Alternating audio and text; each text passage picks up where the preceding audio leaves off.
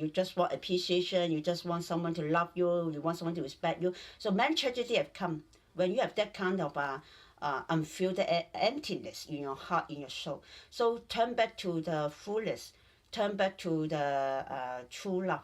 That is what we can do for anyone around us, especially for your own children. This is at least the one thing that at least you can educate your children, your grandchildren, your great-grandchildren, that what he need most is to learn virtue, learn love, and then where you can really learn the love and the true wisdom. Okay, besides from books, besides from teaching, you must turn back to God, the Creator, to turn back to the true love, the source and origin of love and wisdom and truth.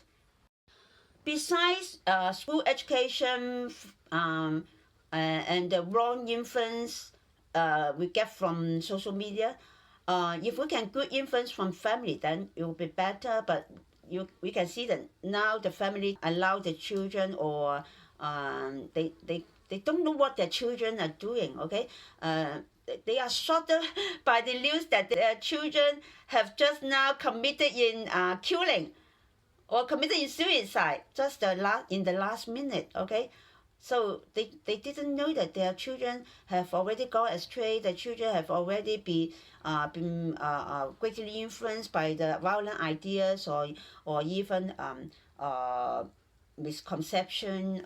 Okay, maybe some parents didn't know that their children have already done transgender only after the surgery. They didn't know, oh, my boy becomes a girl or my girl becomes a boy. Okay, they know that in the last minute. It seems that they don't have any influence on the children anymore. So family education nowadays seems so weak. But if the family have a strong belief, for example, they go to church, or they are faithful in their belief, faithful in their religion, in the worship, maybe they still have some power, some influence to guide the children. Even they themselves won't have enough good influence. They can still rely on the whole community in the church, or the whole community in their belief to guide the children. Of course, nowadays, even with belief, we have to check that whether our belief, whether our church, whether our faith really can guide our children to a right way. Because not to say some misbehavior from some religious leader or some religious institution, or even the church, Catholic church or Christian church, or any church, right?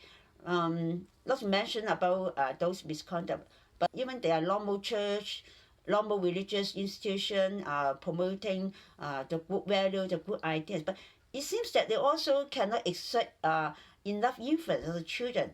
The children, when they have grown up to maybe 13, 14, or at least after 18, most of them have left the church.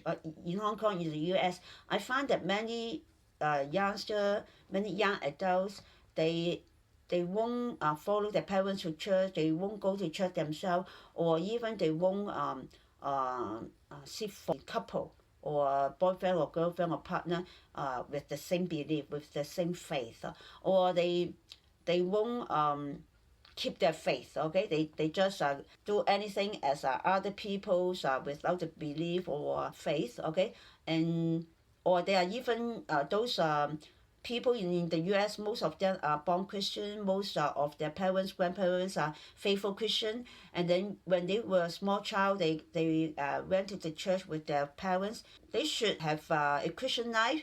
But when they are growing up, they gradually lost their Christian life, their belief, their faith, and then go astray to other direction, to do things they like, to have any life they want, not to think about their religion anymore. Okay, or some churchgoer, they just go to church for worship, but they never study the Bible. They never try to understand their faith, and then they won't ask for God's guidance, religious guidance, pastoral guidance in anything they did.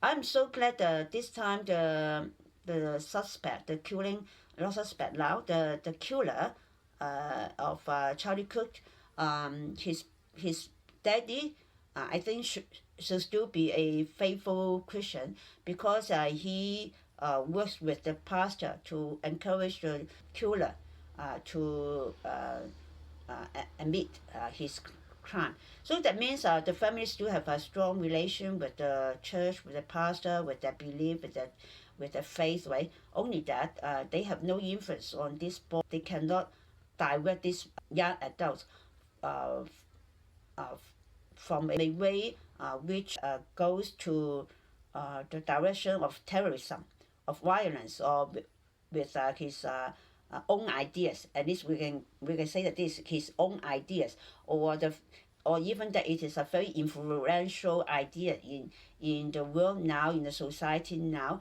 But the parents, the family, or even the church cannot check out his tendency of going to that direction, and cannot turn him back before he commit killing. That's a tragedy. But at least after committing the killing, at least the relationship with the church is still there, that they can forbid him from doing something, even if his family has no faith, maybe there is no connection with the pastor. Maybe the government needs to spend a longer time to do more things to search for this killer, and maybe this killer has to run away, or maybe when the police finally find this killer, maybe the police will shoot this killer, and then he might be killed. Of course, now he also has to face death penalty, but at least now he was not dead yet. So maybe this connection with the church, with a Christian father, though it's too late, but still prohibit something even worse to happen, right? So just now we talk about all those traditional formal education fail their function. So nowadays we should turn back to the normal functioning of the educational bodies in any arena. For example, family education, parental education, formal school education, church education, all should all should turn back to their normal function, to their good functioning, building up of a strong generation with their moral values, with traditional belief, with love, with mercy, with kindness, with wisdom, with truth.